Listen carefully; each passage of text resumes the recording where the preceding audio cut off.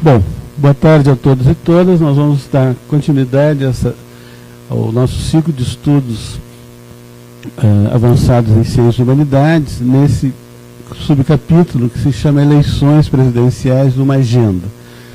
Nós nos inspiramos nos gregos, Aristóteles, Platão, na ideia de que é preciso discutir a polis, a cidade, os negócios da cidade, e, portanto, a nossa função, uma das funções da universidade é mostrar quais são os pontos centrais do futuro do país, ou do pós-futuro, se você acha que o futuro pode ser pior. Então, nós vamos fazer 5 eventos. Já houve um primeiro sobre política, hoje sobre sociedade, subsequentemente, nos cartazes, haverá sobre relações internacionais, sobre políticas de saúde e sobre ciência e tecnologia. Então, com isso, em 6 encontros, nós esperamos dar conta de não de todas as questões do país, mas uma boa gama delas, né? E a nossa ideia, né, isso estamos em transmissão online, isso estará depois no YouTube, é contribuir para a formação política do cidadão e da cidadã, que eu acho que é uma das nossas funções, né? Então, eu queria apresentar a mesa.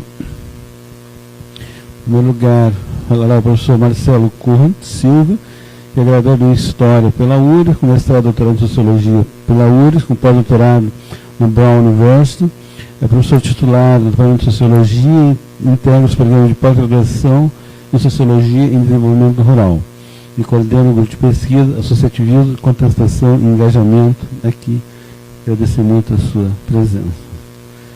Em seguida, a minha chefe, professora Melissa de Matos Pimenta, que é bacharel em Ciências Sociais pela USP, com mestrado e doutorado em Sociologia também pela USP.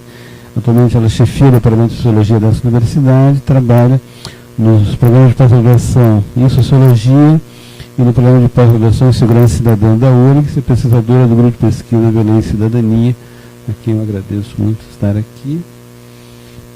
Em seguida, e surpreendentemente nesta mesa, o professor Sérgio Bamp, que parece ser sociólogo, mas na realidade ele é graduado em Engenharia Eletrônica pela URGS, com bacharelado em Física pela URGS, e mestre e doutor em Engenharia Elétrica na área de Microeletrônica pela Stanford University, é professor titular do Instituto de Informática da URGS e é vice-secretário regional da Sociedade Brasileira para o Progresso da Ciência. Eu agradeço a sua presença. E, finalmente, mas não menos importante, o nosso jovem doutor Lígio Silva de Oliveira, que é bacharel em Ciências Sociais pela Universidade Cândido Mendes, com especialização em Sociologia Política e Cultura pela PUC do Rio de Janeiro, mestrado e doutorado pelo pós-graduação em Sociologia da URGS, recém-doutor, uma brilhante tese, e é membro pesquisador do nosso grupo de pesquisa Violência e Cidadania, a quem eu agradeço muito, aqui está. Então, passaria a palavra ao professor Marcelo.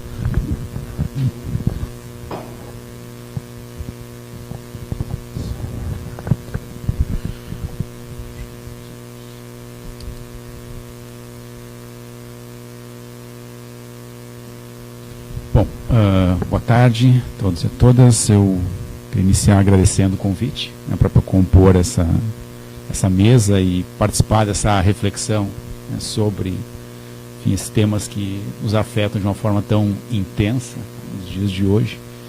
Também queria agradecer ao público que, num dia como hoje, enfim, veio ao debate. Achei que estaríamos só nós da mesa aqui e a Câmara, mas enfim, né, então agradeço a presença. E vou concentrar a minha fala, os 15 minutos da minha fala, dialogando um pouco com o tema, né, dessa mesa, o povo brasileiro como o principal protagonista, né? Ou seja, refletir um pouco sobre, né, principalmente obstáculos que se colocam, né, ao protagonismo popular quando a gente pensa em processos políticos, no caso brasileiro, né? Isso tem a ver com a minha área de pesquisa, que é a área de movimentos sociais, de conflitos sociais, né, que é uma área que lida, né, com processos que tentam construir protagonismo político e, ao mesmo tempo, identifica uma série de processos que são obstáculos, né, a essa construção de protagonismo político, principalmente quando a gente pensa no protagonismo político dos setores de menor renda, menor escolaridade, dos setores subalternos e dominados da sociedade. Né? Então eu queria refletir um pouco sobre esses obstáculos ao protagonismo do povo brasileiro quando a gente pensa nos processos políticos em gerais e no processo político atual, né, já que o nosso debate está dentro desse grande tema da questão das eleições. Ao meu ver, não tem como pensar essa temática do protagonismo político, né, sem pensar que a gente está falando de uma das sociedades mais desiguais do mundo. Né? Ou seja, esse é um dado estrutural da sociedade brasileira, né, um dado que se reflete em qualquer tema, em qualquer processo, em qualquer objeto, né, de análise que nós, cientistas sociais, fazemos, né, sobre processos sociais e políticos. Ou seja, o fato de estarmos numa sociedade no qual os níveis de desigualdade eles são extremos, né, e são extremados, isso tem implicações diretas do ponto de vista de quem tem e quem não tem protagonismo político, né, de quem tem ou quem não tem voz na política, né, o fato de quem tem, em última instância, cidadania ou não num país como o nosso. Né. Então, claramente, os nossos níveis de desigualdade, eles não tem como pensar eles, né, como não tendo reflexo na produção de um alto nível também de desigualdade política ou desigualdade na capacidade de ter protagonismo político. Né. E é isso que faz com que, enfim, crescentemente não, mas ao longo, né, se eu for pegar das ciências sociais ao longo do século XX, agora início do século XXI, nós vamos ter uma série de perspectivas teóricas que vão problematizar, né, um elemento fundamental da sociedade brasileira, que é a questão da cidadania, ou a ausência de cidadania como um elemento constitutivo e característico da nossa sociedade. Ou seja, como falar de direitos, né, de igualdade de direitos, numa sociedade marcada por níveis de desigualdade como o nosso. Né. Então, se a gente for pegar uma série de autores, né, desde o Roberto da Mata, né, com a sua ideia de cidadãos que estão acima da lei e cidadãos que estão abaixo da lei. Né. O próprio Gessé Souza, com toda a sua construção para pensar a questão da subcidadania no Brasil, ou seja, esse estatuto que coloca uma parte significativa da população, né, abaixo, né, da condição de cidadania. Né. Já lá nos anos 60, 70, né, o Vanderlei Guilherme dos Santos, com a sua ideia de cidadania mediada, ou seja, a ideia que a cidadania no Brasil, ao contrário de igualar, ela estabelecia diferenças entre os cidadãos, ou seja, existe não uma condição de cidadania ou não cidadania, mas tem gradações de cidadania que vão daqueles que, no limite, têm acesso a todos os direitos, que neste caso são privilégios, porque os diferenciam dos outros, até no limite acesso a quem não tem direito nenhum. Né. E tem um autor mais recente que ele vem trabalhar com o conceito de cidadania mediada, ou seja, no fato que no Brasil direitos eles não são garantias, mas eles têm que ser conquistados, né, e não só conquistados como mantidos. Ou seja, em última instância eles não são direitos, eles dependem da força e da capacidade dos atores defender aquilo que eles conquistam, né, de conquistar e defender aquilo que eles conquistam.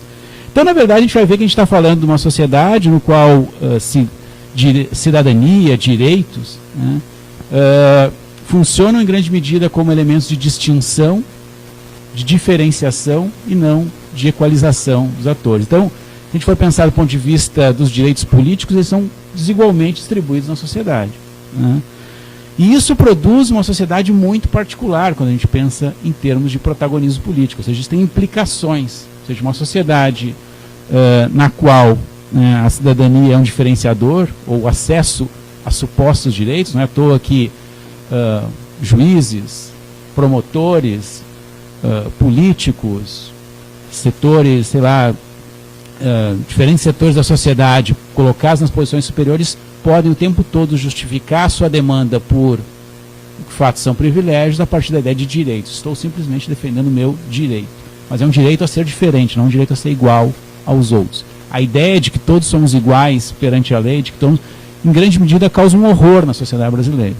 Ou seja, é uma sociedade que o tempo todo a lei é um mecanismo a ser usado para demarcar diferenças, demarcar hierarquias, demarcar posições. Então, isso eu acho que é fundamental quando a gente pensa, né, o que é pensar sobre protagonismo político numa sociedade de desigualdades profundas e dramáticas, como é a sociedade brasileira. e que, curiosamente, conseguiu se redemocratizar na década de 80, sem alterar de uma forma profunda o seu quadro de desigualdades extremas. Esse é um pouco um paradoxo da redemocratização brasileira, que eu acho que, em grande parte, a chamada crise, mas que eu acho que é um grande conflito político no Brasil contemporâneo, tem como pano de fundo um grande conflito sobre as desigualdades não resolvidas, né, ao longo da trajetória histórica do país.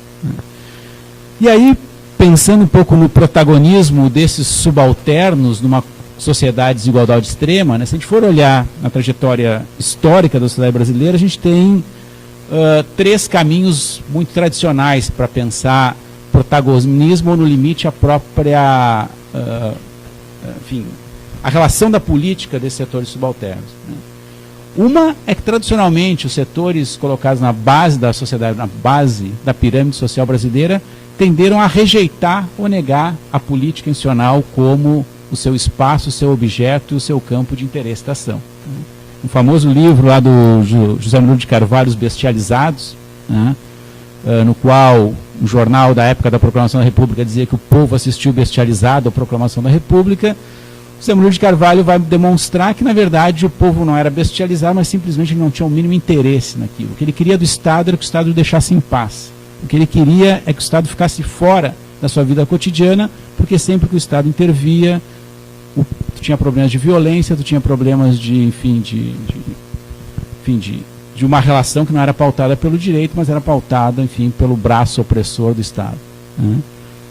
Uma segunda forma de relação tradicional, quando a gente pensa em protagonismo político, né, em geral visto como ausência de protagonismo político, é a inserção subordinada dos pobres, dos dominados, nas estruturas e redes de clientela no Brasil. Ou seja, a política clientelista, né, que tradicionalmente marcou a relação, né, de políticos, partidos e instituições com os setores subalternos e dominados da sociedade, né, ela é, em grande medida, uma tentativa dos de baixo explorar as margens escassas de manobra, né, e as migalhas do sistema político para tentar atingir seus objetivos mais imediatos. Né. Segundo na linha do outro autor, que é o autor argentino Javier Oeiro, que estudou o clientelismo, que dizia que a política popular é uma política de resolução de problemas. Ou seja, os subalternos estão preocupados em como sobreviver e resolver problemas muito concretos e muito imediatos. E, em grande medida, o clientelismo, um dos seus atrativos e sua capacidade de reprodução, é oferecer alguma coisa, né? Seja simbólico ou seja material. E isso é algo que tradicionalmente foi explorado, né? E vários autores têm uma perspectiva muito crítica, digamos assim, dessa visão do cliente como um ser passivo, né? Não que ele não seja um dominado, mas passivo seria uma outra coisa. Então aqui a gente tem um tema legal. E por fim, ou seja, ao longo da história brasileira, apesar da ideia do povo pacífico, pacato, né, ela é pontuada por revoltas, por processos organizativos, de confrontação, de contestação, enfim, de tentativa de, por fora das instituições políticas, ter algum nível de pressão e influência, de protagonismo político na ação do Estado.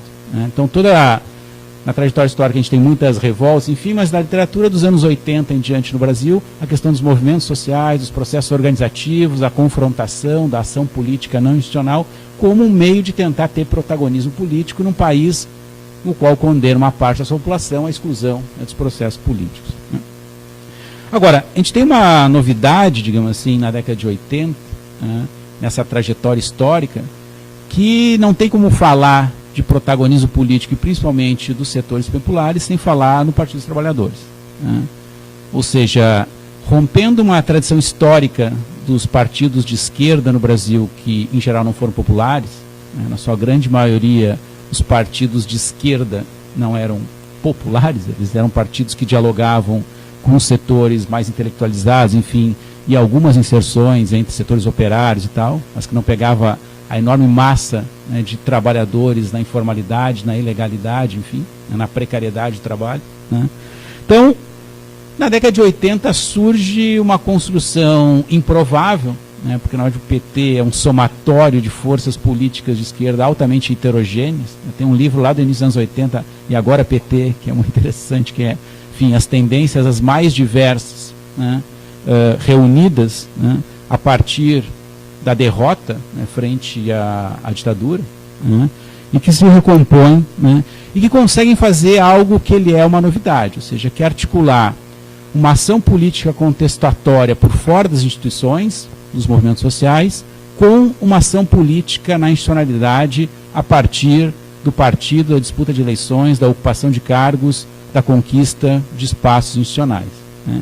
E aí se produz uma mediação entre a política das ruas e a política institucional, né, que é algo pouco recorrente na história política brasileira, né, seja no passado e hoje eu acho que a gente vive muito isso de novo. Ou seja essa mediação entre contestação e participação institucional, né, produzida em grande medida pela mediação, né, política do PT, que tem a ambiguidade de ser um partido cujo uma parte significativa dos militantes são militantes de movimentos e são militantes partidários, ou seja, eles são as duas coisas, e não faz sentido separar o que é o movimento e o que é o partido, e isso para a literatura de movimentos sociais internacional é difícil de compreender, porque ela parte exatamente que partido é uma coisa, movimento é outra, e recorre a movimento quem não tem partido, né?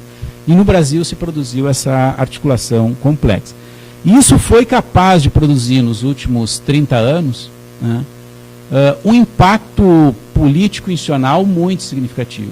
Ou seja, apesar de todas as críticas possíveis, né, aos limites dos governos petistas, principalmente quando atinge o governo federal em 2003 com o Lula, né, do ponto de vista de produzir transformações estruturais da sociedade, eu comecei dizendo que a nossa redemocratização não conseguiu romper com um quadro de desigualdade extrema e ainda continuamos estando entre os 10 países mais desiguais do mundo, né, apesar das mudanças que ocorreram, né.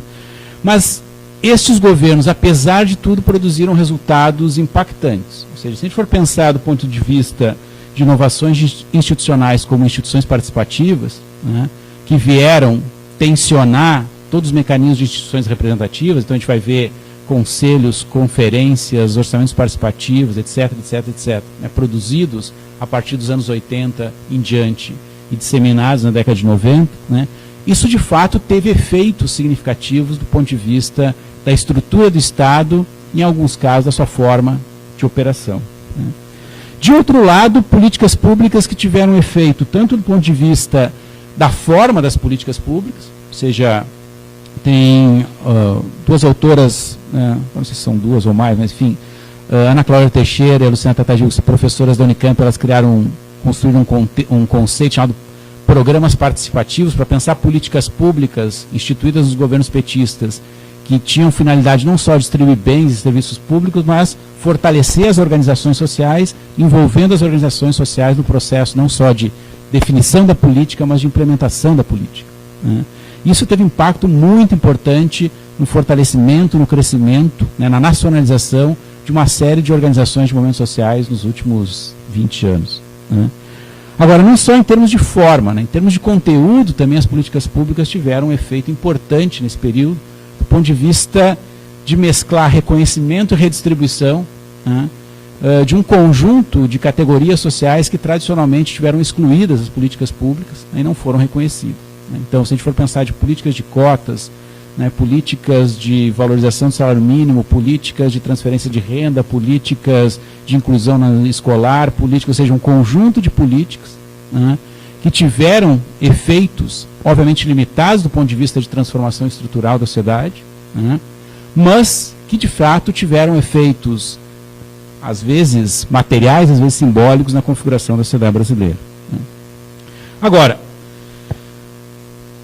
houve um limite muito claro, digamos assim, nesse processo, né, de incorporação, por uma série de questões que a gente pode discutir depois no debate, né. Agora, a gente pensar, né, na questão da lógica dos governos de coalizão, né, e os custos políticos de manutenção das coalizões no Brasil, ou seja, o que os governos têm que fazer para gerenciar as coalizões e como esse gerenciamento de coalizões limita as pautas e a ação política de quem está à frente dos governos, foi algo que estabeleceu um obstáculo muito claro, né, do ponto de vista do que essa engenharia, né, de ação institucional e não institucional podia produzir, né. E progressivamente os governos petistas, particularmente no governo federal, foram perdendo apoio, ou seja, ou enfrentando uma oposição, não apenas uma oposição à direita, conservadora, mas uma oposição à esquerda, que claramente identificava os limites desses governos do ponto de vista de produzir transformações mais estruturais, mais radicais, né? Ou seja, já no primeiro governo Lula, uma série de organizações políticas já tinham uma avaliação, né, de que esses governos, naquele caso o governo Lula, não teria capacidade, pela coalizão política construída para governar, para produzir transformações mais significativas. E que não seria possível colocar muitas esperanças de transformações mais estruturais dos governos. Bom, isso se mantém, se aprofunda, né, nos governos Dilma e produz, né, um tensionamento que eu acho que é um dos limites, às vezes, da análise da conjuntura política, é que, na verdade, a força, em parte, né, das forças políticas que se articularam para a destituição da Dilma foi a conflitualidade no campo da esquerda, né, as disputas no campo da esquerda, que eu acho que a primeira fase de 2013 mostra de uma maneira muito clara. Ou seja, uma parte significativa do campo da esquerda era extremamente crítico, né, dos governos petistas, particularmente depois da reeleição da Dilma e o anúncio da composição, né, do seu governo, com uma coalizão ainda mais conservadora que a do primeiro governo, com impactos políticos, né. Bom, isso coloca limites de assim, protagonismo político daqueles setores incorporados politicamente. Agora, a gente não pode esquecer, eu acho que uma boa parte da literatura esqueceu, que a grande parte da população brasileira subalterna continuou fora, né, da política, não foi incorporada politicamente. Podia votar, mas efetivamente não tinha protagonismo político. E aí a gente tem toda uma conflitualidade da sociedade brasileira, que eu não vou falar agora, mas, enfim, a gente pode depois discutir, que ela vai, em grande medida, se expressar de uma forma infrapolítica ou pré-política. Eu acho que o grupo coordenado pelo professor José Vicente tem trabalhado muito isso, mas, ou seja, os níveis de violência interpessoal, de conflitualidade cotidiana, enfim, né, que caracterizam a sociedade brasileira, por exemplo, de pegar os níveis de assassinato acima de países em situação de guerra civil, nos indica claramente que a gente tem um nível de tensionamento de conflitualidade social que não se traduz político-institucionalmente, mas está lá. E tem efeitos claros, né, sobre o protagonismo político, enfim, ou seja, não conheço muitas análises, ou nenhuma análise que fale, mas, ou seja, dá para pensar um PCC da vida sem pensar que, em parte, é um ator político, além de ser uma organização criminosa? Ou seja, acho claramente, ou seja, se a gente pegar hoje as etnografias sobre a periferia de São Paulo, o PCC, em grande medida, é a autoridade nesses espaços, né? E não é tratado, em geral, como um ator político, mas enfim. E é muito interessante que as organizações do tráfico no Rio, por exemplo, incluíram o termo o movimento, né? Pertencer ao movimento. O movimento é o tráfico, né? Não é o movimento social. Mas isso eu acho que indica, né, muito interessante. E para concluir, né, eu acho que hoje a gente vive um contexto de um impasse. Um impasse político de graves implicações e de grandes proporções, né? Me lembro, em 2015, eu fui convidado para fazer uma discussão sobre conjuntura lá na ESEF, aqui da URSS, agora ESEFID, na Escola de Educação Física, e conversando com os colegas da Educação Física, eles pediram qual era a avaliação, se ia ter impeachment, não ia ter impeachment, se ia ter golpe, não ia ter golpe. Eu disse, olha, acho que não vai ter, não. Acho que os setores, principalmente os setores grande empresariado, não vai entrar num processo de ruptura institucional que tem um custo político gigantesco e tem implicações de largo prazo, políticas, econômicas e tal. Obviamente eu estava errado e até hoje meus amigos recebem um sociólogo, é muito bom de previsão. Mas, se eu errei no diagnóstico, eu acho que pensar nas implicações, dá para pensar que de fato é isso mesmo. Ou seja, eu acho que a gente entrou num processo político com desdobramentos incertos e de longo prazo, né, e com alto custo do ponto de vista da democracia.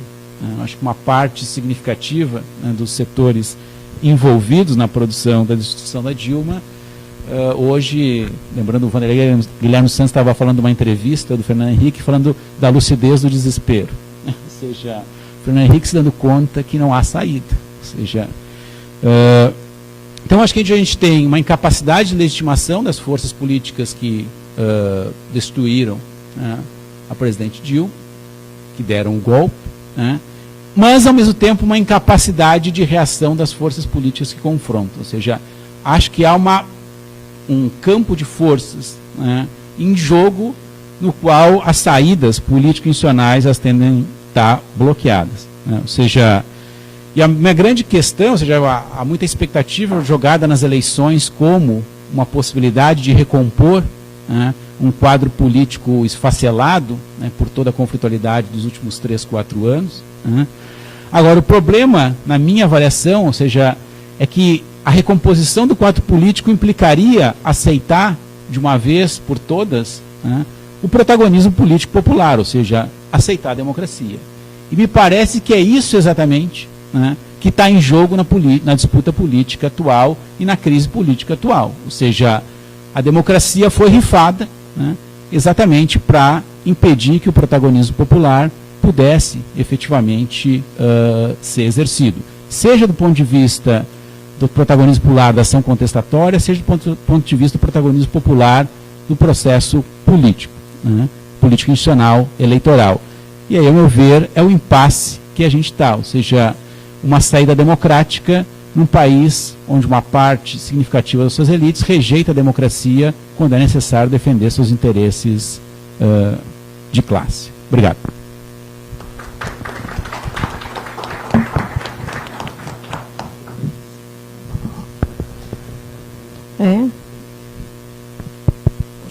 Tá bom.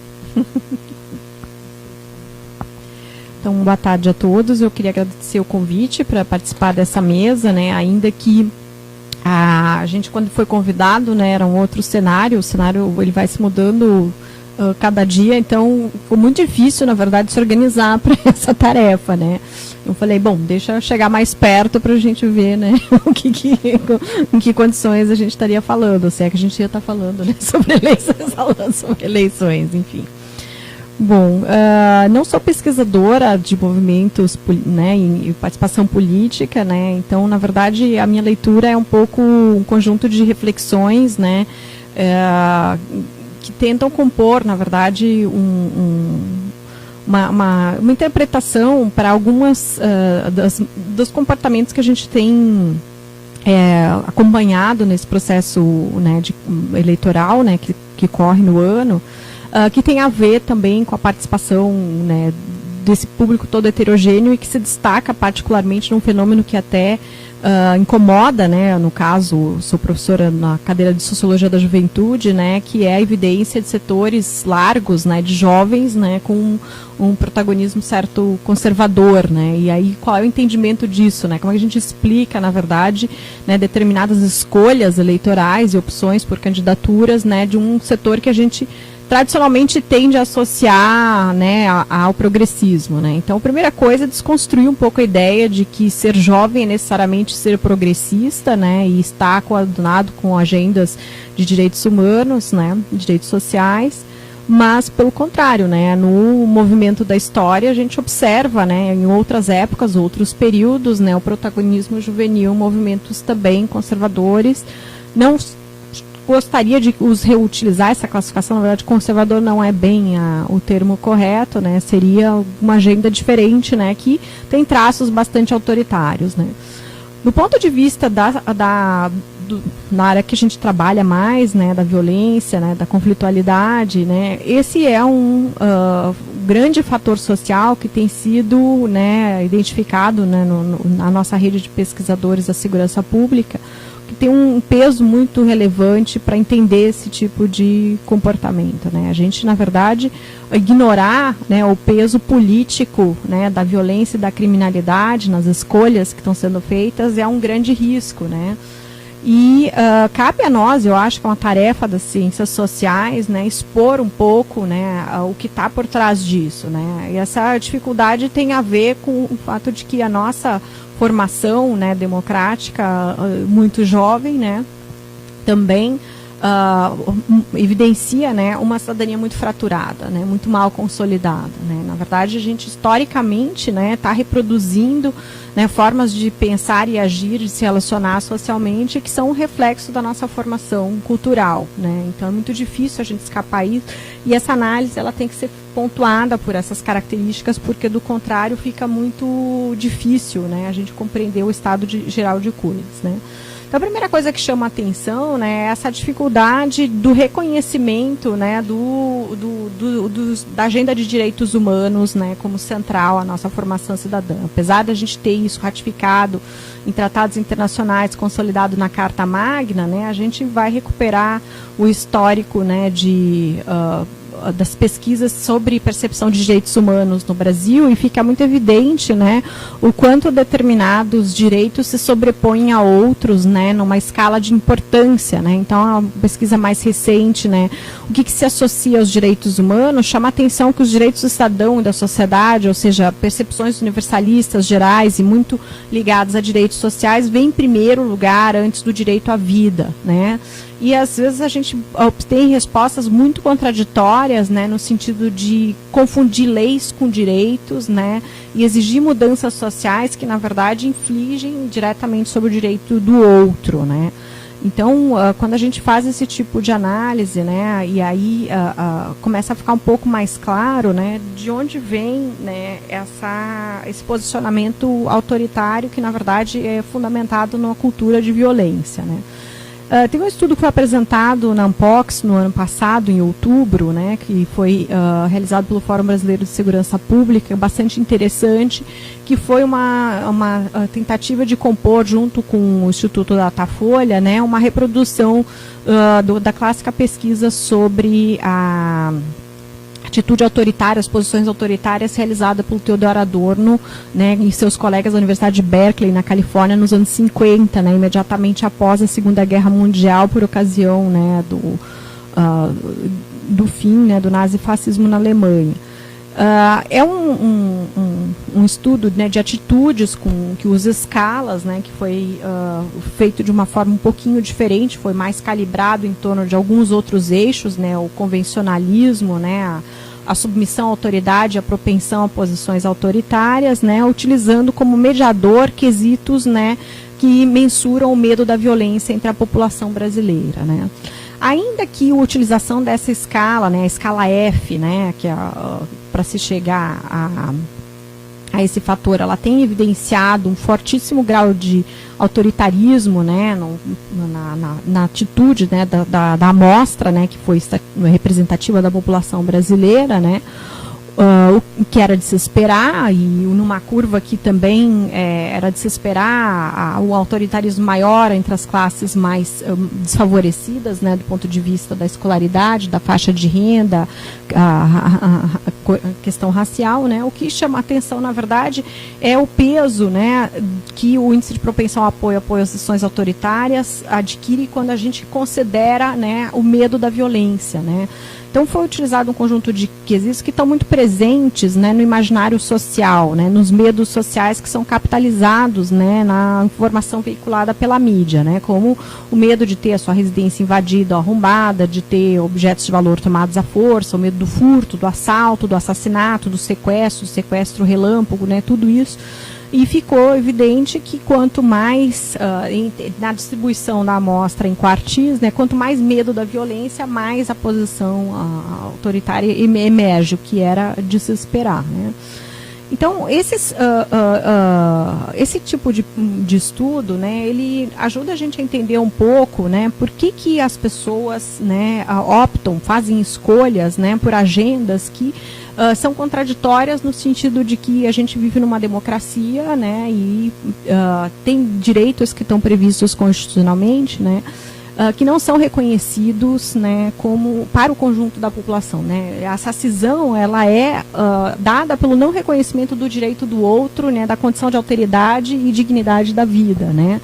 E na setorialização, né, entre aquilo que a gente chama, né, de cidadãos de segunda categoria ou subcidadania, né, numa hierarquia daquilo que é devido, que não é devido, daquilo que pode ser garantido, que pode não ser garantido, né.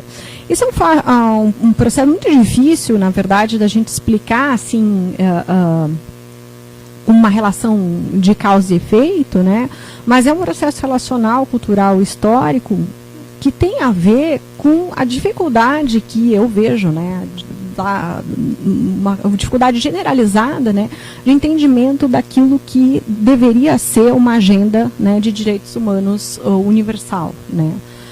Por quê? Né? A nossa cisão, ela tem a ver com um senso de justiça, né, de fragilidade institucional muito ferido. Né? Nós estamos, eu acho que uma das características do processo político atual que a gente vivencia, né, é um declínio, né, na credibilidade de instituições que são extremamente importantes para a democracia. E uma delas, né, certamente é o sistema de segurança pública. Né?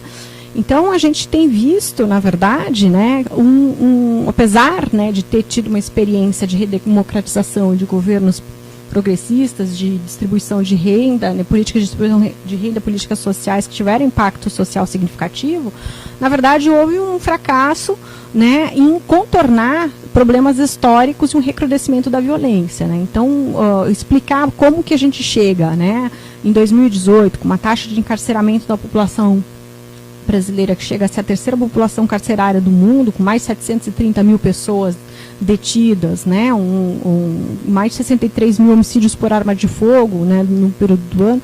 Isso é muito difícil de explicar e contraditório à luz do que se viveu recentemente. Né. Então, o que a gente, como cientista social, né, eu entendo como uma agenda importante de pesquisa. Né? Eu acho que falta clareza, né, não entre nós pesquisadores, né, que nos debruçamos sobre violência e conflitualidade, uma clareza do ponto de vista do senso comum, inclusive um senso comum que não é apenas aquele das classes sociais menos escolarizadas, mas que está colocado, né, na grande mídia, né, profissionais da área de comunicação social, pessoas que, gestores, pessoas que detêm posições de poder, que são, não têm essa clareza sobre a complexidade do quadro que se formou. Né? O que significa, qual é a consequência, né, de uma política de drogas fracassada, né, que gerou um hiperencarceramento, né, um sistema jurídico que não cumpre a lei de execução penal, que viola direitos humanos sistematicamente e produz no interior de uma instituição do Estado, que é o sistema penitenciário, um fenômeno absolutamente único no mundo, que é a existência de cerca de 83 coletivos criminais operando atualmente no Brasil. Né? E isso é algo de uma contradição enorme, porque dentro do aparato institucional que isso opera. Né? Então, é o ilegal dentro do aparato legal. Né? E o que a gente tem visto, né, na agenda, né, de segurança pública, né, regra geral, com raríssimas exceções, né, é uma reprodução de mais do mesmo. Né, a fórmula de mais encarceramento, mais aparelhamento das forças, né, de segurança pública, né, que evidenciam um entendimento de que a violência e a criminalidade é exclusivamente uma questão policial. Né, e a força policial deve ser usada, né, dentro da perspectiva do combate, da guerra, né, à criminalidade, alocando, portanto, ao outro a responsabilidade pela mazela social da violência cotidiana. Né. E isso é muito característico, né, dos fenômenos autoritários, que é o não reconhecimento da própria responsabilidade nos processos sociais que geram tanto a desigualdade como a violência. Né? Então, a gente já viu isso acontecer na emergência de outros regimes totalitários, né, em que ao outro era atribuída a responsabilidade pelo fracasso econômico, social e político, né, em determinados momentos da história. Né? Nós estamos passando pela mesma questão. A gente identifica, né, em determinadas figuras sociais estereotipadas, né, esse bandido que não tem nome, mas tem cor, né, tem origem social, econômica, né, e que claramente objeto, né, de enfoque de políticas públicas de segurança, né, e que não vai resolver, né, identificado como ali que está a criminalidade. Né. Então, a nossa grande dificuldade, eu acho que o desafio um pouco é superar, né, não só de uma perspectiva de política de redução da desigualdade social, mas enfrentar, né, efetivamente esse desastre que a gente construiu, né, de uma política de segurança pública que entende apenas a segurança pública como uma reação, né, ao conjunto de ocorrências criminais. Né. Então, a gente está falando de um aparato, né, deficitário em inteligência, informação, comunicação, integração entre sistemas de segurança, que passaria necessariamente pela inclusão tanto do sistema judiciário como do sistema penitenciário, mas também de uma sociedade que rejeita né, reiteradamente a inclusão desse setor, né, que é o mais fragilizado. E aí é muito difícil a gente consolidar isso, né, quando a gente não tem, né, uma perspectiva de direitos humanos inclusiva, né, enquanto esse outro ele é destituído da sua humanidade, né, e eleito como aquele que merece morrer porque está, né, na zona negra ali, né, da moralidade, né, daquilo que é considerado o crime hediondo, né. Então, esse mascaramento, né, de como a sociedade brasileira participa, né, desse mesmo processo de exclusão, marginalização, né, e no limite de genocídio, né, que é um conjunto muito largo de jovens, é uma geração inteira, né, de jovens que, se não é encarcerada, morre vítima de homicídio por arma de fogo, né, a gente não está contabilizando, é como se fossem pessoas descartáveis, né, desumanizadas, que estão aí perdendo seu direito a vida e a inclusão social, né, e na verdade gerando, né, e agravando a situação de violência e criminalidade que nós vivemos, né. Então acho que um dos maiores desafios para a agenda política é romper com essa lógica que tem sido reiterada na maior parte das propostas, né, para pensar, né, numa abordagem que seja muito diferente e emergencial mesmo, né, para contornar esse quadro de coisas, né. Isso passa também, eu acho, que por um debate público e uma divulgação mesmo de como é essa situação realmente, né? Eu tenho feito esse exercício, né, de participar de rodas de conversa, de palestras, debates públicos, né?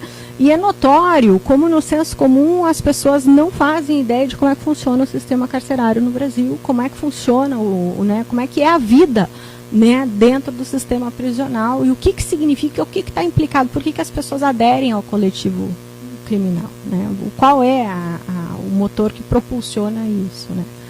E é inimaginável para as pessoas em perceberem que essa adesão tem a ver com uma questão de sobrevivência, né? E é uma espécie de luta por um espaço de poder que é aquele que lhes é designado, né? Essa é que é a grande contradição. Então, eu concordo muito com a tua interpretação de que, né, os coletivos criminais têm se tornado atores políticos cada vez mais importantes, né, dado o capital político imenso que a violência, a criminalidade tem, né, e as ações na área da segurança pública. Então, são algumas reflexões que eu coloco, né, e o nosso desafio imenso como cientistas sociais, né, de desconstruir essa ideia de que a prisão é um privilégio, né, onde as pessoas vão ter um abrigamento do Estado com todas as condições, com, né, bolsa presidiário e tudo mais, e que isso é algo que não é direito, né, do encarcerado, né, de ter condições de existência dignas, né, no cumprimento legal da sua pena, né, da sua sentença. Bom, não sei se eu passei muito tempo.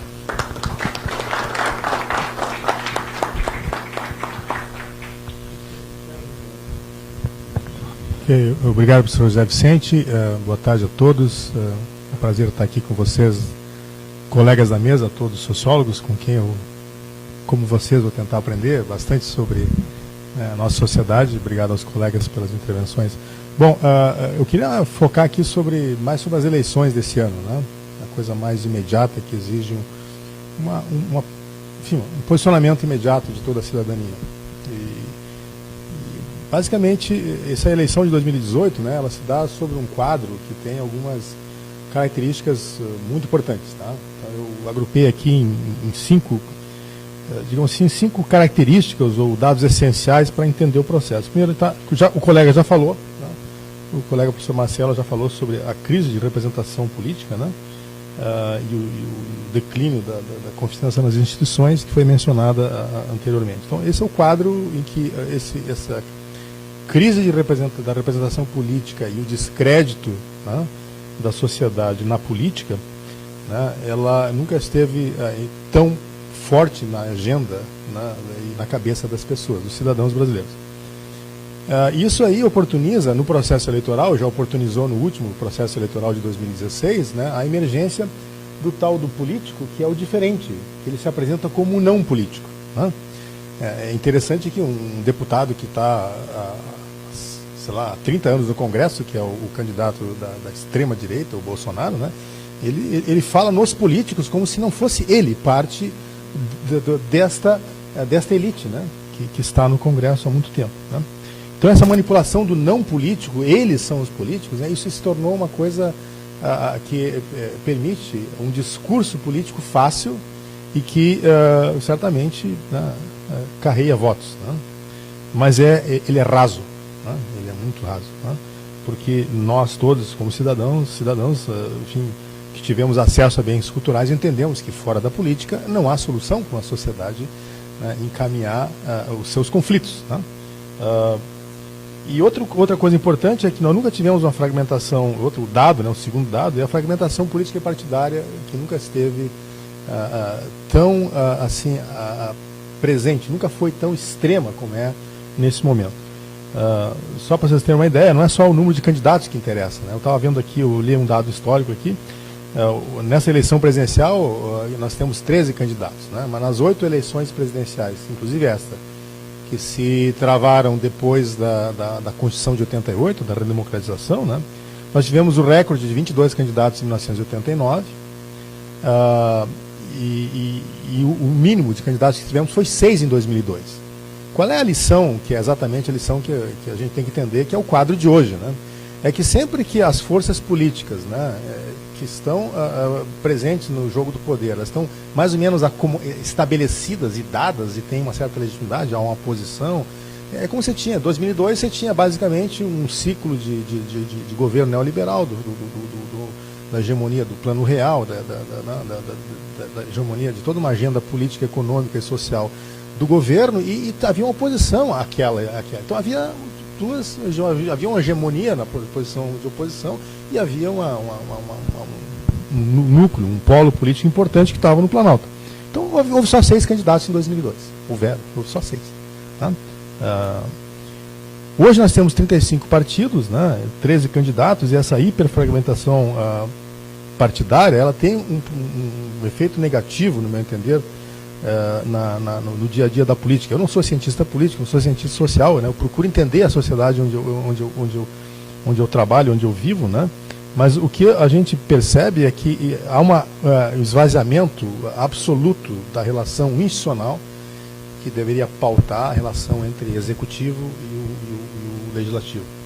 A hiperfragmentação leva a que, basicamente, quem está no executivo está administrando interesses particulares daqueles que lograram estar no Congresso representando certos interesses. Então, a gente ouviu já há muitos anos, né, acho que faz uns 5 anos, né, começou a se falar na bancada BBB, né, que é da Bíblia, da bala e do boi, né, do agronegócio. E você vê que exatamente essa bancada da bala, hoje ela tem 2 candidatos que estão lá, por primárias que sejam essas ideias, que por mais deterioradas que sejam os valores sociais que essas pessoas defendam, eles são 2 representantes lá, um é cabo, outro é, sei lá, capitão, e vocês vão ver que nessa eleição há uma quantidade grande de candidatos do sul a norte do Brasil que são das Forças Armadas ou das polícias militares, né? Então, tem até um candidato que é bombeiro, né? Na verdade, enfim, é da Polícia Militar do Rio. Então, essa bancada da bala, né, ela expressa, né, exatamente aquele temor, né, do cidadão, né, que vai entregar tudo, né, a quem dá a força, né, quem ostenta, digamos assim, pelo menos o véu de que está, digamos assim, investido de uma autoridade para confrontar a criminalidade. Isso tornou o processo, esse discurso na eleição de hoje, como nunca tínhamos visto, né? E a questão que os colegas sociólogos aqui da URGS estudam, da violência e tudo mais, nós vemos assim, os agentes do combate à violência, eles se apresentam da maneira mais rasa possível, dizendo, agora eu prendo e arrebento, né? E vai tudo mudar porque eu estou investido à autoridade, né? E mistifica todo o papel que tem a força repressiva do Estado na forma das Forças Armadas e tudo mais. Papel institucional delas. E essa hiperfragmentação, então, criou, né, essa total falta de capacidade de levar uma vida orgânica e relação institucional ordenada entre executivo e legislativo para fazer avançar pautas que estão lá no Congresso. Quer dizer, há projetos certamente importantes no Congresso Nacional, dormitando lá, que são importantes para a sociedade, mas ninguém fala, ninguém pauta, porque dos 513 congressistas lá, deputados, eles se sentem ilhas, né? E cada um, uma vez por si, um por si, Deus por todos, e de fato o golpe parlamentar de 2016, ele se dá num quadro em que, de fato, né, as forças partidárias, por razões as mais mesquinhas possíveis, elas decidiram jogar para fora a democracia. E se montou uma verdadeira pantonima, né, usando enfim, todo um quadro. O nosso golpe, aquele golpe que houve em 2016, queira o futuro comprovar que a sociedade no futuro, a partir do trabalho dos pesquisadores, dos historiadores, de quem for entender o Brasil, entre para a história como um golpe parlamentar mesmo, que é o que foi. Mas se entrar com alguma coisa menor da crise de 2013 e tudo mais, seria muito ruim, né? Temos que chamar as coisas pelos nomes que são.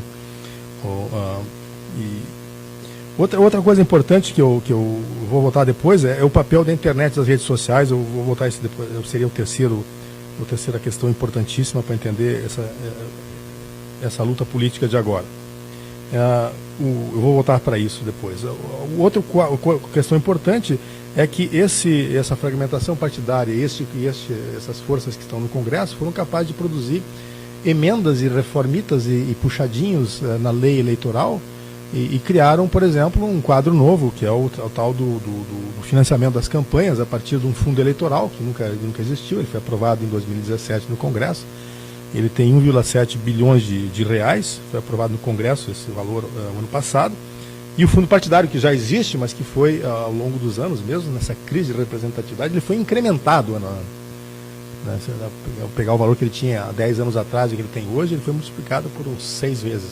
Hoje ele é mais de 1 bilhão de reais, então você tem 2,7 bilhões de reais de fundo eleitoral e fundo partidário, que basicamente permitiu dar mais poder às oligarquias partidárias. Então, parte da nossa dificuldade da sociedade brasileira de se expressar e transformar via os mecanismos de representação tradicionais, via Congresso, via voto, é que os partidos, no Brasil, né, eles passaram a ser dominados por oligarquias partidárias. Vocês conhecem, há um partido, né, importante na história do Brasil, que é o PDT, por exemplo. Ele tem um estatuto que permite o presidente dele se eternizar. Por quê? Porque em 1981, quando ele foi criado sob medida por um partido que tinha um caudilho, que era o Brizola, que com todos os seus méritos de um político, né, histórico, né, então, veja bem, as oligarquias partidárias permitem fazer aquilo que a sociedade chama de balcão de negócios da política e criam, pior ainda, criam o tipo de risco, né, de você simplesmente privatizar a política. De certa forma, o preço político que o PT paga, tá, em função dessa crise, né, e a pecha que lhe foi impingido, né, de fora para dentro, a partir de um conluio muito esperto entre Ministério Público, a República de Curitiba, com setores da mídia que basicamente cravaram, né, nesse partido que teve essa história que o colega Marcelo relatou, né, que tem um partido que tem uma história única na história do Brasil, colaram a ideia de que é um partido, né, corrupto, mas basicamente porque ele se deixou fragilizar, ele entrou nessa lógica da negociação com os oligarcas partidários, entendeu? E essa tentativa de ganhar votos no Congresso a partir da negociação com os oligarcas levou o PT a crise após crise, a começar pela do mensalão, entendeu? A do mensalão só existiu porque existiam a CPI dos Correios, lembram? Ela foi criada no Congresso para investigar um evento de propina dentro dos Correios, que é uma empresa pública dentro do ministério, lá onde estava o PTB. E bastou um espertalhão dizer, bom, isso eu tinha um mensalão, aquilo virou mensalão. Aquilo que era a CPI dos Correios virou uma CPI para derrubar o governo. Então esse é o Congresso que nós temos, tá? E é muito complicado ter uma democracia representativa com partidos tão desacreditados. Tá? Não sei como é que sai disso, isso para vocês, cientistas políticos, né, que estudam essa coisa, né? O último passo, a última questão aqui é a estratégia eleitoral do PT, uma questão mais circunstancial. A estratégia eleitoral do PT e PCdoB nessa eleição, né, está sendo... Não precisa repisar os últimos 4 anos, né, de todo o cerco que se fez à política no Brasil, a deprecação da política, enfim, todo o trabalho que se fez, e podemos chamar de claramente a lawfare, como dizem os especialistas, né, a instrumentalização de setores do judiciário para encurralar os políticos ou setores da política, né, combinado com sei lá, a capacidade manipulativa que tem a mídia, a capacidade que existe dentro do Estatuto Legal Brasileiro, aquilo que eu chamo de o efeito ilha de soberania. Cada juiz, veja bem, na redemocratização nós demos autonomia ao Ministério Público como força política, para representar a sociedade e defender seus interesses. Nós demos autonomia ao Judiciário, o Judiciário nunca gozou de tanta autonomia. Não vai muitas décadas atrás um promotor ou um juiz de primeira instância lá no interior, ele era submetido à indicação política do chefete local, do coronel da região, do partido. A sociedade queria se modernizar e deu autonomia para os juízes. Essa autonomia eles usaram, inclusive, para aumentar os seus salários ao teto da remuneração. Então, a entrada a remuneração de entrada na carreira deles já é quase próximo ao teto. Eles usaram autonomia para todos os fins, inclusive para esse. Não é isso que eu quero discutir. Eu quero discutir que eles usaram autonomia para dar a cada juiz a capacidade de ser uma ilha. Então você vê isso no dia a dia, você vê que você tem o próprio Supremo, que deveria preservar a instituição do Judiciário, né? O Supremo são 11 ilhas, tá? Cada uma pensando de um jeito e levando a sua própria agenda. E leva a um descrédito, na verdade, do próprio Judiciário. E é muito perigoso isso, porque a gente entra num terreno muito pantanoso, né? Vocês lembram como a mídia disse, como impeachment, as pessoas fazem esse argumento, não, que golpe você está falando? Estava lá o Supremo avalizou, foi feito de acordo com a lei. Ora, todos os ditadores da ditadura militar, eles foram empossados por votação no Congresso. Bastou fazer uma emenda dizendo que as eleições para presidente eram indiretas, e o Congresso foi lá e votou. Todos. Foi legal? Foi.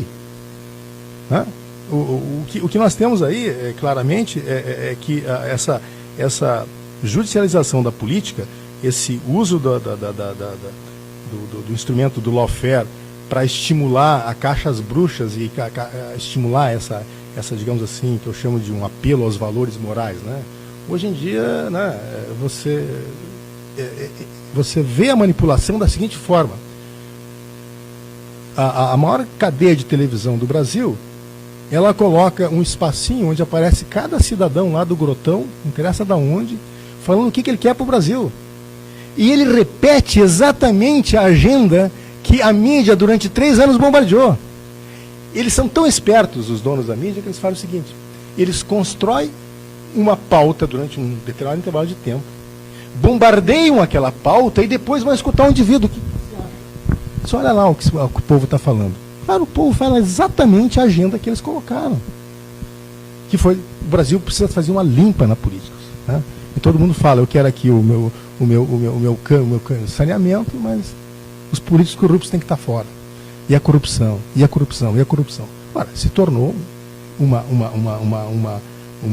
agenda que basicamente criou espaço para mais deterioração das instituições. E essa deterioração das instituições é responsabilidade de forças muito poderosas. E como bem falou meu colega aqui, né, vocês estudam isso, sabem melhor do que isso. Na verdade, né, nunca houve cidadania completa, os poderosos sempre usam a lei e a próprio discurso majoritário, a sanha por corrupção, para fazer a sua própria agenda.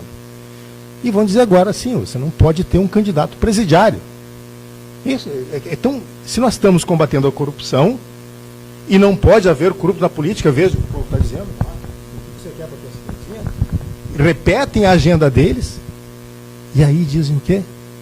Óbvio, incorrupto não pode ser presidente. Eles passam, então, um pano em cima de todas as décadas de dominância da política pelo poder econômico. O que esse pessoal,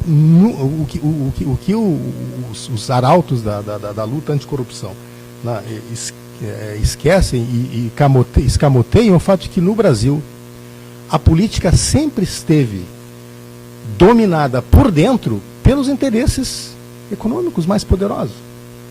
Você tem mais de 200 e tantos deputados e senadores que representam os interesses do agronegócio. Estão no Congresso nos mais diferentes partidos. Entendeu? Pega aí do PDT, PSB, centro-esquerda, até a extrema-direita. Todos eles, todo esse espectro está lá dentro. Tá, okay? Todo o espectro político tem deputados que representam esse interesse. Por quê? Porque basicamente é o seguinte, se você olhar, o agronegócio é o que recebe mais subsídios estatais. É o que menos juro paga quando empresta em banco. É o que menos taxado no Brasil é o menos taxado. Não sei se vocês sabem o que é fundo rural. Alguém já ouviu falar isso? Eu era pequenininho e meu pai, eu venho de uma família que tinha fazenda, tá? Tinha fazenda mesmo, tá? Eu venho de uma família que eu queria o imposto menor possível, né? Se fosse defender o meu interesse pessoal. Mas o fundo rural era 2% sobre a produção rural. Sabe para que serviria? Foi criado pela ditadura militar em 65. Logo que o Castelo Branco entrou, ele fez o fundo rural para dar previdência social para o trabalhador do campo, né? Para compensar a luta que havia pelo campesinato e tal, pela reforma agrária. Então, vamos dar. Sabe que 2% é o que é taxado de contribuição social para o valor que você vende da cabeça do gado, do trigo, do arroz, tudo mais da propriedade rural. Há mais de 10 anos atrás, mais de 30 anos depois, a Associação Rural Brasileira, não sei lá, a elite do agronegócio, entrou com uma ação dizendo que era inconstitucional a cobrança disso, ganhou uma liminar que vigiu por determinação do Supremo por mais de 10 anos, e sequer esses 2% eles estavam recolhendo. Depois do golpe, quando o Supremo finalmente decidiu que sim era devido os 2%, né, coisa que já estava desde os anos 60 tendo que recolher. Só que agora o agronegócio fatura mais, e 2% de um faturamento de 200 bilhões de reais é 4 bilhões de reais. Eles se recusaram a pagar. Quando toda a dívida foi apurada, agora você tem que pagar, porque a liminar caiu, fizeram uma lei, lá em 2016, que foi aprovada, que é o famoso refis do agronegócio. Para isso que eles estão no Congresso. Entendeu? E são essas forças que têm, digamos, muito poder político no Brasil, e é muito estranho, né? Que inclusive, né, não quero sequer contribuir para a previdência social do seu empregado, tá? Do que trabalha no campo. Então nós estamos vivendo um país de confronto entre extremos, tá? É extremamente perigoso, os valores do fascismo têm muitos apoiadores, tá? As pesquisas mostrando. Vou deixar para os colegas talvez comentar um pouco mais sobre os cenários eleitorais aqui, precisamente. A última pesquisa eleitoral que saiu essa semana, eu não vi estampada, nem sequer chamada nas capas dos principais jornais da mídia. O jornal Zero Hora não fez chamada de capa, o Correio do Povo não fez chamada de capa, só para ficar nos dois jornalzinhos aqui da nossa província do Rio Grande do Sul. A Folha, que é realmente que paga e faz, o Grupo Folha faz a pesquisa, certamente botou na primeira página. Mas nenhum outro jornal que representa esses interesses colocou-se que eles têm vergonha de dizer para o povo, olha, apesar de que eu fiquei aqui falando que tem candidatos condenados e presidiários, etc., que não vão ser candidatos, o povo chega lá e vota com 40% de preferência. Se você fizer a conta, isso dá quase o primeiro turno a eleição para o Lula. E eles têm apenas 40 e poucos dias para dizer que o povo está enganado. Vocês estão enganados. Entendeu? Porque eles, mercado, sabem que o Brasil precisa. O Brasil precisa das reformas, todo mundo sabe que precisa da reforma da Previdência, precisa da reforma da política, reforma da tributária, reforma... Toda a agenda dos poderosos, de reforma para os poderosos, é considerada essencial, e eles reafirmam isso. Todo dia em bombardeio. Que eu chamo de a manipulação midiática, a manipulação do mercado, o mercado como uma coisa etérea, né? A manipulação que fazem juízos, porque eles usam aquela soberania que eles têm para de fato, estabelecer uma agenda própria e que é, às vezes, persecutória mesmo. Tá? Sobre a internet nessas eleições e papel das redes sociais. Tá? No Brasil tem 116 milhões de brasileiros, segundo a última estatística que eu li, com acesso à internet. Okay? 116 milhões de brasileiros. Nós somos 147 milhões de eleitores e a gente supõe, né, que a internet que capacite a sociedade a fazer desintermediação da comunicação e da expressão. Todavia, isso é um mito de que a facilidade que o barateamento da tecnologia permite a pessoa agora captar áudio, vídeo, produzir, distribuir e colocar nas redes, que isso aí seja um processo desintermediado. Não. Na verdade, você tem hoje a intermediação feita pelas redes sociais, ela de fato é feita por empresas que basicamente distribuem, são os que detêm as plataformas, e elas usam mecanismos extremamente sofisticados para decidir o que vai mostrar para você. Então, você já está participando de uma sociedade onde se eu faço uma coisa de forma autônoma, eu quero usar um aplicativo que me permita tal coisa. A primeira coisa que eu baixo aqui, entro na loja de aplicativos e ela pede para eu aceitar 1 milhão de coisas. Tá? Me dá um texto desse tamanho, que ninguém lê, e eu digo que eu permito isso, permito isso, permito isso. Então as pessoas hoje nunca tiveram tão pouca privacidade. Tá? E as redes sociais, de fato, elas são as intermediadoras hoje. E pior, como se pega a rede social mais disseminada, Facebook, sei lá, 1,5 bilhões de usuários, indo para 2 bilhões de usuários no mundo. Mais de 100 milhões de usuários no Brasil, certo? Cerca de 30% a 40% dos perfis que existem no Facebook são, por um estudo por amostragem feito pela Universidade Americana, são inexistentes, são falsos. Tá? E a ideia do fake news é o seguinte, para mim, vocês parem de usar, por favor, cidadão, o termo fake news. Porque quem cunhou esse termo foi o político mais, digamos assim, mais estranho e mais, digamos assim, o homem de fora da política, mais manipulativo, que chegou na presidência dos Estados Unidos. Talvez na década, no século dos 1800, tivesse presidente mais manipulativo que ele. Mas ninguém como ele é manipulativo, ele criou esse negócio para se defender, para dizer que a imprensa estava errada. Então, fake news não é fake news. E tem o ministro do Supremo, aquele carioca que fala muito gostoso, aquele carinha, né? Você sabe quem é aquele ministro do Supremo? Exatamente esse cidadão aqui. Ele fica, não, vamos combater a fake news. Peraí, news é notícia. O que está presidindo as redes sociais é a mentira. Chamar de mentira. Por que tem que chamar? Primeiro que mentira não é news, é mentira.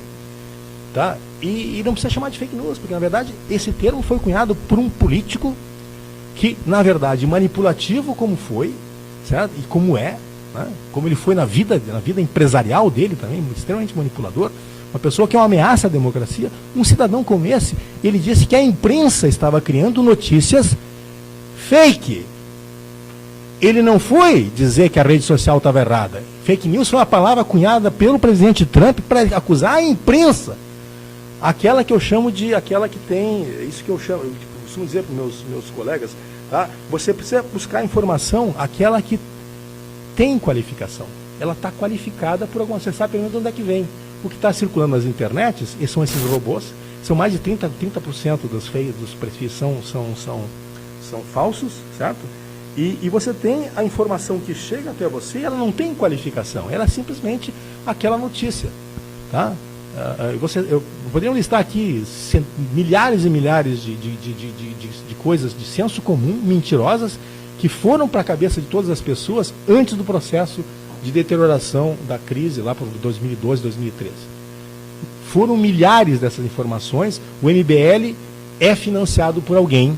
O MBL é o Movimento Brasil Livre que melhor utilizou as redes sociais para espalhar mentiras. Não é fake news, é mentira. Ok? Então eu quero dizer que as redes sociais, elas são, ao mesmo tempo, uma coisa extremamente intermediada. Não é a tua desintermediação, não é, pelo contrário, você está entregando a intermediação para interesses muito poderosos que manipulam a informação em split second, como a gente chama. Por exemplo, eu costumo analisar coisas que acontecem nesse computador em fração de bilionésimo de segundo. Eu consigo modelar algumas coisas que acontecem aqui dentro. É a minha área de pesquisa, ok? Então, ele consegue tomar decisões em milionésimo de segundo, muito, muito rápido, certo? E esses algoritmos rodam extremamente rápido, eles decidem o que você vai ver quando você está nessas redes sociais. Tá? Então, essa internet mediada por redes sociais, ela trouxe um agente novo, um fator novo nas eleições, que é basicamente a possibilidade de você desinformar, a possibilidade de você mentir e parecer verdadeiro. Ok? E isso é um processo de rede absolutamente... assim, não se sabe como detê-lo. Tá? Não sabe como detê-lo. O escândalo que veio à tona dos 80 milhões de perfis do Facebook, que foram usados na campanha de 2016 nos Estados Unidos, com aquela empresa britânica lá, a Analytica, Cambridge Analytica, aquele tipo de trabalho é feito por centenas e centenas de empresas no mundo inteiro de forma sistemática para marketing. Tá? Para marketing. Quando você quer realmente promover alguma coisa na internet, você tem mecanismos muito bons em computação. Eu sei que você é aluno de computação, né? São realmente precisos, são algoritmos bem feitos. Eles mostram o que você quer, ele descobre para quem mandar e pior ainda, a informação chega a você sem traço. Tu não sabe quem produziu a informação. Tá? E essa informação desqualificada é a que a população está vendo. Porque, afinal de contas, né, você tem aí mais de 260 milhões de celulares, linhas de celulares em operação no Brasil. Tá? Embora são 117 milhões de acessos comprovados, que pessoas têm acesso à internet no Brasil. Tá? Um estudo que foi feito pelo Comitê Gestor da Internet no Brasil, que é um órgão sério, um órgão independente, 43% das pessoas, quando foram entrevistadas numa pesquisa, disseram, dos brasileiros disseram: nos últimos 90 dias você usou a internet a partir de onde? De casa e tal? Não. 43% tinham só usado o celular. Tá? Os outros 60% tinham usado o celular e outras coisas. Cerca de 60% dos domicílios brasileiros têm acesso à internet em casa. Dados dessa Comitê da Internet dizem que apenas 26% dos domicílios em áreas rurais brasileiras têm acesso à internet, mas já é bastante coisa. Certo? Então, esses indivíduos, eles têm basicamente a mídia eletrônica unidirecional e as redes sociais. É por aí que eles se informam. Tá? E os dois são mecanismos mediados, que têm controle por poder econômico, que é tão, digamos assim, interesseiro, né, quanto qualquer outro interesse econômico. E eles têm o poder de fazer uma manipulação da informação e assim, temos que alertar a cidadania para que realmente se informe de fontes qualificadas. Tá? Nós estamos aqui uma sala de 20 pessoas, mas imagina, essas pessoas que usam esses mecanismos manipulativos de robôs, elas estão falando para milhões de pessoas. Elas potencialmente, essa coisa, né, é aquela coisa que viraliza ou não viraliza, mas tem coisas que atingem, né, 20 mil, 100 mil, e tem coisas que atingem milhões. Certo? E se atingem milhões já é uma coisa viral. Tá? E essas pessoas estão tentando, né, manipular de forma sistemática, né, e alavancar a desinformação. Não é fake news. News é news, é uma coisa legítima, noticiosa. Pode ser esdrúxula como a Fox News, que é a coisa mais asquerosa e direitista que tem lá, mas ele está na mídia, está lá, você joga. E você tem outro que faz o contraponto. No Brasil, você tem uma hegemonia de poucos grupos de mídia e não há contraponto. Tá? E as redes sociais permitem essa liberdade de você fazer o contraponto, mas ainda é muito difícil se você não se equipar para proteger a democracia. Então nós somos ameaçados por esse tipo de realidade que nós temos e somos ameaçados também pela emergência de novas tecnologias, que, como qualquer tecnologia, não é neutra. Ela pode ser salvadora e ela pode ser a que instaura o caos. Certo? A tecnologia não é neutra, ela depende exatamente de quem concebeu-a, de quem a controla, de quem a domina e de quem a usa. Certo? E não existe tecnologia neutra. Radiação nuclear é muito ruim, não aconselho você chegar perto, mas se você precisar tratar um câncer, sim, você vai usar a radiação nuclear no lugar certo, na dose certa, para te curar. Certo? Mas o fato é que depende de quem é que está manipulando a fonte radioativa. Certo? Eu acho que a internet é potencialmente uma fonte extremamente radioativa que pode danificar muita gente em muitos lugares. Né? Foi usado para tem lugares no Brasil onde houve linchamento de pessoas em bairros por simplesmente uma notícia falsa que se propagou e as pessoas vão lá e fazem a justiça com a própria mão. Isso é você basicamente usar a tecnologia para fazer crime. Então, a internet pode ser usada inclusive para fazer isso. Mas eu costumo dizer para as pessoas, não usa termo fake news, é mentira mesmo. Obrigado.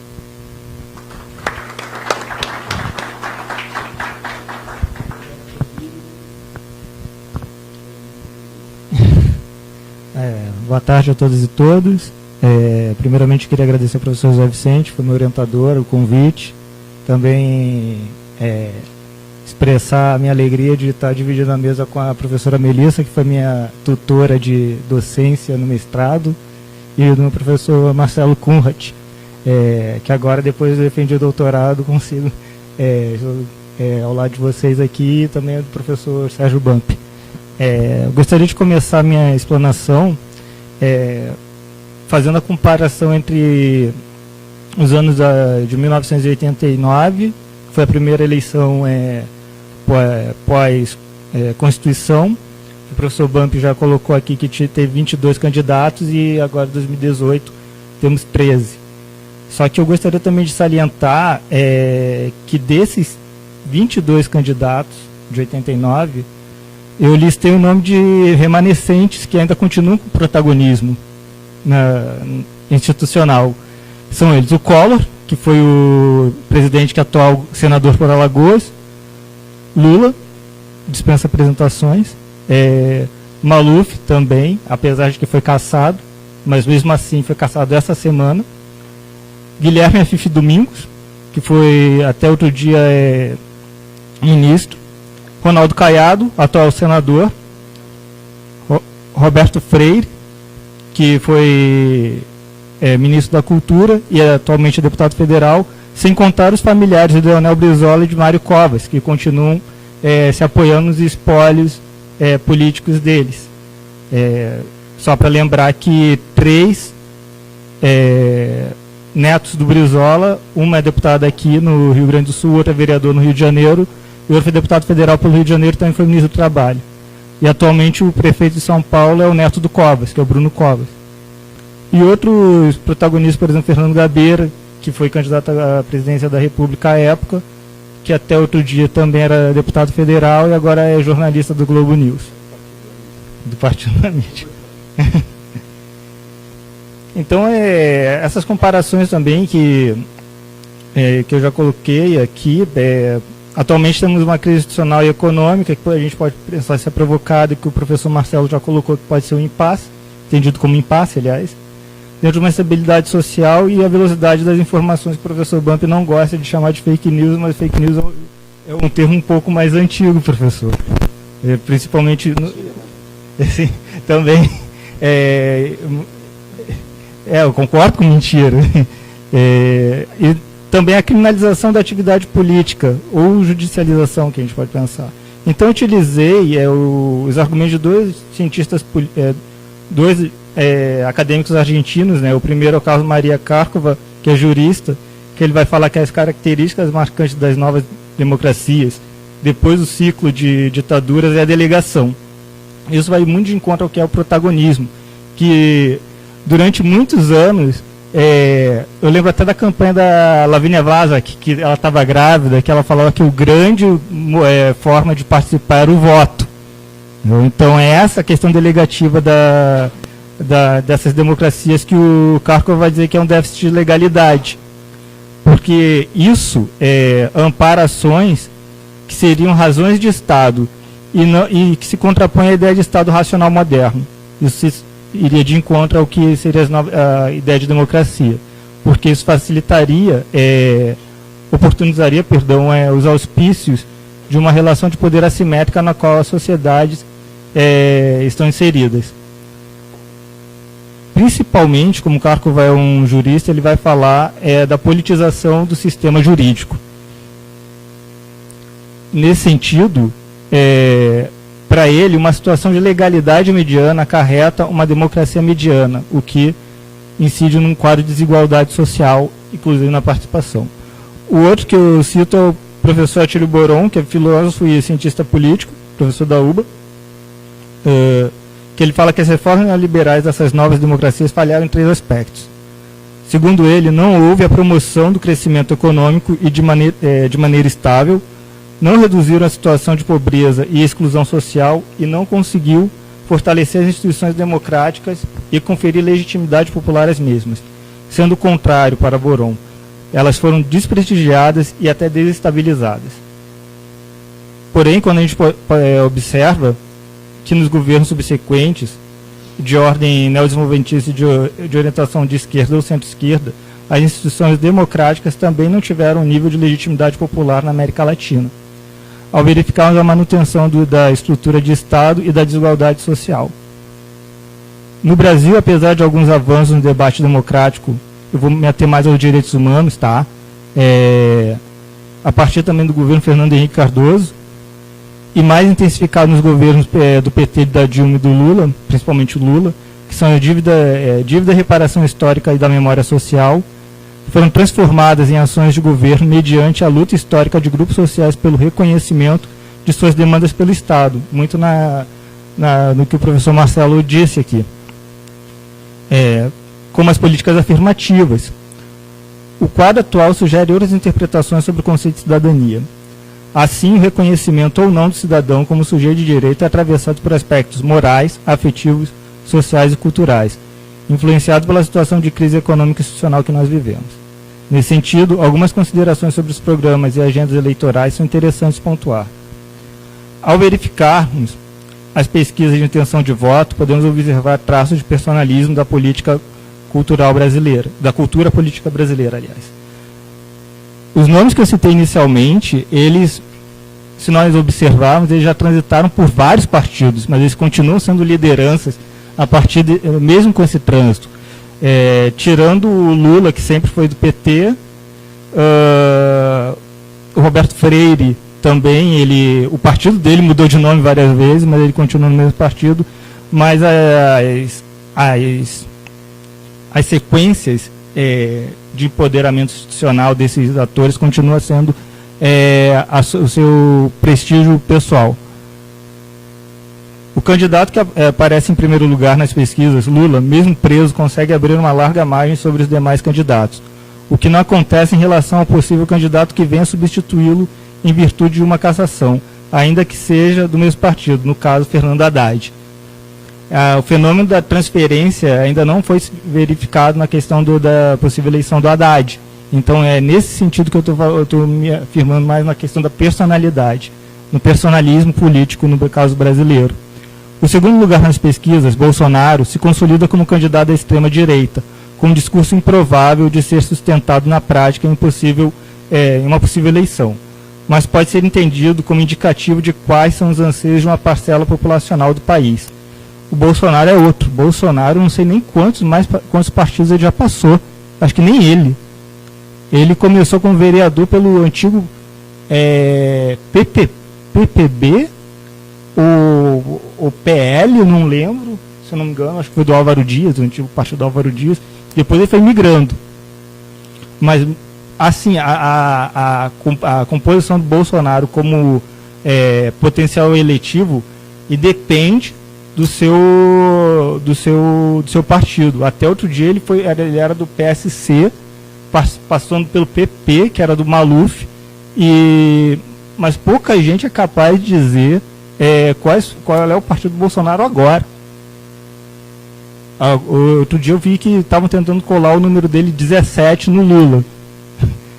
Aí a questão da mentira que o professor Banco falou. Em ambos os casos, os programas de governo ou as agendas eleitorais pouco parecem importar, sendo um debate balizado mais pela situação de criminalização mútua entre seus eleitores, no caso, eleitores desses dois candidatos. Isso não é um fato a ser diminuído, porque vem se repetindo como estratégia há anos no cenário político, tanto municipal, estadual e federal. Para isso, a gente pode observar o número de votos brancos e nulos. Se a gente perguntar quem foi o vencedor da última eleição para o prefeito de Porto Alegre, quem foi que ganhou? Os votos nulos. Tiveram mais votos que o Marquesan. Mais votos nulos do que o Marquesan. Vamos colocar aqui o candidato imaginário nulo, ele ganhou. Então, isso também é uma forma de contestação e até mesmo deslegitimação, se não de uma estrutura, mas dos candidatos que aí estão. Apesar de haver casos de desvios e ou crimes de membros da classe política, essa atividade institucional é cada vez mais considerada sinônimo de crime e corrupção, como se, mais precisamente, colando também como o professor Bump e o professor Marcelo falaram, precisamente de um partido, que é o PT. Principalmente por uma questão midiática, por uma questão de construção de uma espécie de criminoso ideal no cenário político institucional. Mais do que isso, ela seria imprópria para a prática do povo, ou seja, a participação política do cidadão comum, ou mesmo como as pessoas gostam de chamar cidadão de bem, não seria moralmente passível para esses cidadãos participarem, por ser uma atividade moralmente condenável. Só que, e aí vem a questão qual é a dimensão que é criminalizada aí, né, principalmente no discurso. A ideia de profissionalização da política, que foi sendo consolidado como político profissional como corrupto, tendo como sua antítese a produção de discurso de gestor, o outsider que gerencia a administração pública como uma empresa privada. Curiosamente, esses outsiders têm longa ficha de serviço nas administrações públicas, tendo sido secretários de governo, diretores de empresas ou bancos públicos. A gente pode citar alguns exemplos aqui, que é só de olhar nos debates. Um deles foi presidente de uma empresa nacional e simplesmente falou que era novar na política e se elegeu prefeito da maior cidade do Brasil. E é interessante que eles falam, constroem esse discurso, produzem esse discurso, mas na hora de resolver sou eu o gestor que vou fazer. Então, apesar de ser uma atividade corrupta, eu consigo fazer. Enfim, a ideia de neutralidade em contraposição ao conceito de ideologia, ou mesmo retirada do substantivo partido das siglas políticas, denotam essa perspectiva negativa produzida em relação a essa atividade, sendo imprecisa a identificação de quais compromissos coletivos e quais seriam os consensos possíveis com esses outsiders.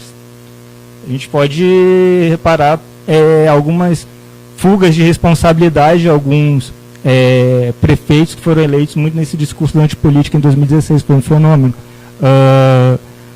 Própria questão do prefeito do Rio de Janeiro, Crivella, que simplesmente não demonstrou até hoje projeto nenhum para a cidade. Que tipo de consenso, que tipo de projeto? A única coisa que ele propôs foi a ideia de construir um blocódromo para o Carnaval do Rio de Janeiro, para acabar com o Carnaval de Rio de Janeiro. Ou seja, ele queria matar a galinha dos ovos de ouro do Rio de Janeiro. Enfim, isso acarreta a judicialização, que pode implicar a degeneração do direito em administração, como o pensamento de Weber nos mostra. No atual contexto brasileiro, no qual magistrados das mais variadas cores aparentam disputar o protagonismo midiático com figuras políticas e, por isso, tomam decisões jurídicas extravagantes, as incertezas se verificam pelo risco de decisão popular, pelo sufrágio universal ser fragilizada ou influenciada por decisões judiciais, pelo critério de neutralidade, ainda que haja interesses próprios e desvios verificados também por membros da classe jurídica. É só lembrar do caso do juiz Rocha Matos, do tribunal lá de São Paulo, que ele foi condenado à prisão pelo desvio de verba para a construção do prédio do tribunal. Isso é um exemplo que a gente fica, um dos exemplos. Nesse cenário de outsider e de judicialização, como o professor Bump bem lembrou o termo lawfare, podemos somar uma hipertrofia partidária que pode ser outro indicativo do esgotamento do atual sistema político institucional e descrédito dessa atividade. A agenda nacional está, a meu ver, a agenda eleitoral está centrada mais na promoção, garantia, afirmação e manutenção de direitos e cidadanias. Isso como dever ser, tá? Podemos verificar o crescente acirramento do discurso sobre determinados direitos que deveriam ser pressupostos de um Estado democrático, o que confirma o déficit defendido por Kárkova. Na questão agrária, as chacinas por disputas de terra, como os ocorridos em Colniza, Mato Grosso, em Pau d'Arco, Pará, abril e maio de 2017, respectivamente, indicam a tensão no campo e uma das pautas recorrentes no debate político, a violência. O Estado do Pará tem um triste histórico de assassinatos por disputas de terra nos últimos 30 anos, como mostra o levantamento da Clínica de Direitos Humanos da Amazônia, um departamento ligado à Universidade Federal do Pará, que foi apresentado na audiência dos Estados Americanos, Organização dos Estados Americanos. Os assassinatos de Dorothy Stein, 2005, e dos militantes José Cláudio Ribeiro da Silva e Maria do Espírito Santo, 2011, além da chacina de Eldorado dos Carajás, são episódios de violência que, somados, chegaram ao número de 125 mortos até o ano de 2017 no Pará. Esses massacres foram cometidos no período democrático. Porém, a violência e as disputas no campo não são exclusividade do interior paraense. A demarcação de terras indígenas, o reconhecimento da titulação para comunidades quilombolas, a permanência de pequenos agricultores aponta para atores sociais que podem ter seus direitos flexibilizados em nome da produção e do progresso, representado pelo agronegócio, remontando o utilitarismo da vida, ou seja, a ideia do cidadão útil, indicando a dimensão simbólica da violência. A marginalização e a criminalização de sujeitos históricos de exclusão podem ser verificados pelo país inteiro, com o emprego de termos preconceituosos a esses grupos por parte de algumas forças políticas, como, abre aspas, tudo que não presta na sociedade, fecha aspas, atravessando o meio agrário e o meio urbano e atingindo seus direitos mais básicos. O direito à propriedade parece ser mais aderente socialmente que os direitos humanos, inclusive nas parcelas mais empobrecidas da sociedade, mais vulneráveis do que no que tange o acesso aos direitos de cidadania. Como o professor Marcelo pontuou muito bem, dentro de um cenário de privilégios e hierarquias de classe. No que tange às metrópoles, a ideia de violência também se apresenta como cerne do debate político e agenda de campanha. Até pouco tempo atrás, a experiência das UPPs no Rio de Janeiro era considerada exemplar no enfrentamento ao crime. A situação entendida como guerra urbana da capital fluminense demandava um projeto de pacificação, entre aspas, das favelas, consideradas por setores da sociedade como foco histórico de criminalidade. As disputas por ponto de venda de drogas ilícitas entre facções e o enfrentamento armado com as forças do Estado produziram a sensação de insegurança e sentimento de medo na população, além de criminalizar coletivamente populações marginalizadas, acarretando sua desumanização. Podemos utilizar o conceito de mercadoria política do sociólogo Michel Miss para compreender as UPPs como forma de agenda concreta para o problema da violência urbana, política de segurança pública. A recente intervenção federal de caráter militar na segurança pública do Rio de Janeiro apontou o esgotamento do programa das UPPs. Os recentes tiroteios na cidade, o aumento no número de homicídios no Estado, após o Exército assumir o comando do policiamento no Rio de Janeiro, indicam a revisão do modelo militarizado de segurança.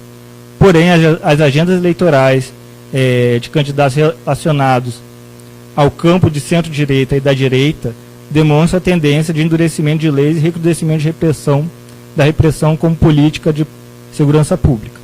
É válido observar que os governos de centro-esquerda e de esquerda, apesar de uma estratégia discursiva mais flexível no tema segurança, não encampou projeto de descriminalização de atos atualmente tipificados em lei. Essas disputas se encontram mais no campo discursivo do que prático nessas forças políticas, mas balizam também como a opinião pública interpreta esse cenário social. A questão dos direitos humanos em contexto de violência urbana também é tensionada no campo político. Continuarei no Rio de Janeiro, exemplar na flexibilização de direitos e na criminalização de políticos. Aqui eu faço uma lista de grupos, tá? A participação de grupos criminosos, conhecidos como milícias, e a prisão de ex-governadores do Rio de Janeiro. Um continua preso e o outro solto e até candidato a reeleição com possibilidade reais de ser reeleito, aponta a complexidade do cenário fluminense. Podemos somar as chamadas fake news para legitimar o uso da força na lógica da guerra, legitimando ações de arbitrariedade. O assassinato da vereadora Marielle Franco e do motorista Anderson Gomes em 15 de março de 2018 desencadeou uma onda de notícias falsas sobre mentiras, sobre a vítima. É mentira, aqui é mentira. Marielle, militante dos direitos humanos, sofreu uma série de difamações veiculadas nas redes sociais, divulgadas divulgadas por um deputado federal e uma juíza, inclusive, desembargadora. Desde que teria sido morta, abre aspas, segundo essas mentiras, traficantes que ela defendia, fecha aspas, ou teria sido casada com um ex-traficante. A hipótese mais provável para o assassinato da vereadora é a ação de criminosos que atuam como parlamentares. É importante observar que a Marielle foi coordenadora da Comissão de Direitos Humanos da Assembleia Legislativa do Rio de Janeiro e ela também estava envolvida na elaboração do relatório da CPI das milícias, que acarretou a prisão de três parlamentares, 2 vereadores e um deputado estadual, e o afastamento de outros, prisão de alguns agentes de forças do Estado, representantes do Estado, por envolvimento com as milícias, no ano de 2008. O modus operandi utilizado contra a Marielle também foi mobilizado contra a menina Maria Eduarda e contra o menino Marcos Vinícius, mortos em ações policiais. Vocês lembram desses casos? Tá. O caso da Maria Eduarda, ela foi atingida por um tiro dentro da escola, quando um policial militar atirou num suspeito, já imobilizado e deitado. Ele deu um tiro de fuzil e atravessou a parede, o muro da escola e acertou a estudante. E o Marcos Vinícius foi morto a caminho da escola. Nesse sentido, a noção de direitos humanos ganhou conotação negativa. Entre aspas, direito de bandidos. Por expor as arbitrariedades que podem ser cometidas pelas forças de segurança. Segurança que é uma demanda geral e legítima dentro de um cenário de violência. Só que como a gente vai interpretar e os mecanismos que vamos enfrentar as situações de violência que são muito mais complexas e não é simplesmente armando todo mundo que a gente vai dirimir esses conflitos. Curiosamente, Marielle, quando coordenadora da Comissão de Direitos Humanos da LERJ, ela pegava as ações de famílias de policiais mortos no Rio de Janeiro. Os policiais, do modo geral, eles têm classe e também têm uma cor e território bem definidos no Rio de Janeiro. Eles são da periferia, geralmente são negros, e quando acontece alguma coisa nesse sentido, geralmente eles recorrem para instâncias para além das suas instituições, principalmente no caso do cabos e soldados, nos praças do modo geral. O discurso de uma polícia democrática parece conflitar com as demandas imediatas de segurança que podem ser politizadas eleitoralmente. Nesse sentido também a gente tem que trabalhar com a cultura organizacional do policial herói. O professor José Vicente também trabalha há anos nesse campo. Por fim, a multiplicidade, a pluralidade da sociedade brasileira são refletidas nas agendas eleitorais. Afinal, como são compreendidos os direitos humanos e a democracia nesse contexto de violência difusa e complexidade social em que vivemos no Brasil? Essa pergunta é ingrata na medida em que as regras e normas sociais são interpretativas, ainda que as leis sejam objetivas. Pelas agendas eleitorais e programas de governo até então apresentados, tanto no plano nacional como local, a construção de consensos coletivos parece distante entre as forças políticas. Ora pelo simplismo e imediatismo que indica pouco ou nenhuma eficácia na resolução de problemas por parte de alguns, ora pela tentativa de fórmulas esgotadas de outros. No entanto, a partir desse conjunto de incertezas apresentados por essas agendas, podemos formular hipóteses sobre a crise da democracia como ideal e a fragmentação e flexibilização de direitos de cidadania, passando pelos conceitos de civilidade e sociabilidade. Era isso. Muito obrigado.